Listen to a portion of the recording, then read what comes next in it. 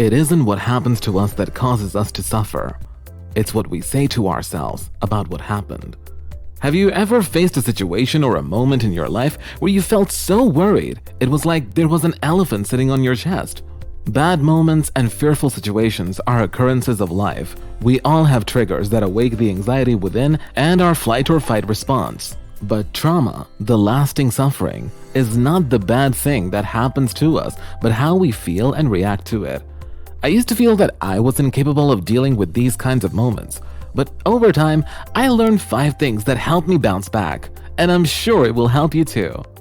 Number 1, replace "why me" with "what next?" Start recognizing it's natural when things go wrong. You do not have control over the future.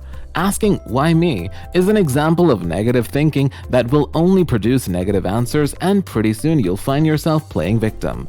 But if you ask yourself, "what next?" we take back a sense of control and also figure out what we can actually do.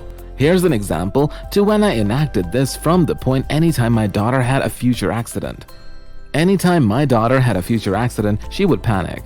Even when I felt like screaming, "Why?" I put on my calmest voice and immediately acted, asking my daughter, "Are you hurt? Do you need a band-aid?"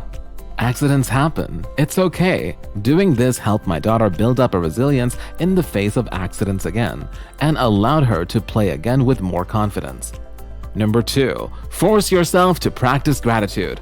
This second step might be a bit hard for some of us, but I implore you to try it. When life gives you a big knock, no matter how big or small it is, try and practice gratitude. I might have been devastated when my daughter misaligned her jaw and the A&E missing it. But then I thought, it could have been a lot worse. And I smiled because I still have my daughter around to this very day. It helped me deal with the news. I feel like it's self-centered to catastrophize an outcome when there are a lot of people that are worse off than you. Number 3, quit blaming. You're hurt. It is natural to look for people to blame. It's a classic trope. In my case, I was tempted to blame myself or the caregivers for not looking after her, or the doctors, and so on and so on.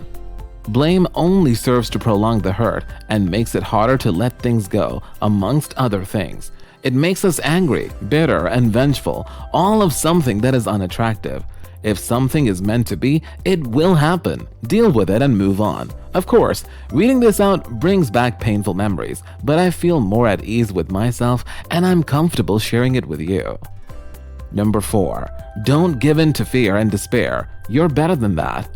Instead of surrendering ourselves to fear and grief, we can be courageous and be the type of person that people look up to with how we face the bad hands we've dealt with in life. We can be our own martyrs and inspire others so much that they look up to you and want to be as noble and courageous with how you face adversity. Isn't that what you want?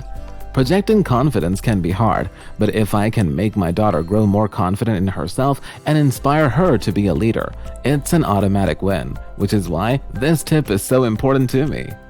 Number 5, never give up. Even at our darkest hours, in a fate so catastrophically bad, it can be easy to shut down and give up. You can become bitter, but it stops us from being a likable person. Essentially, from this tip, it ain't over until it's over, and it might feel like you're fighting your own war. But to conquer that and just try one more thing and have it pay off will fill you with a feeling that is indescribable. In life, you're up against incalculable odds, but you only need that one thing to go right. Let us know down below any helpful tip you received that helped when life got you down.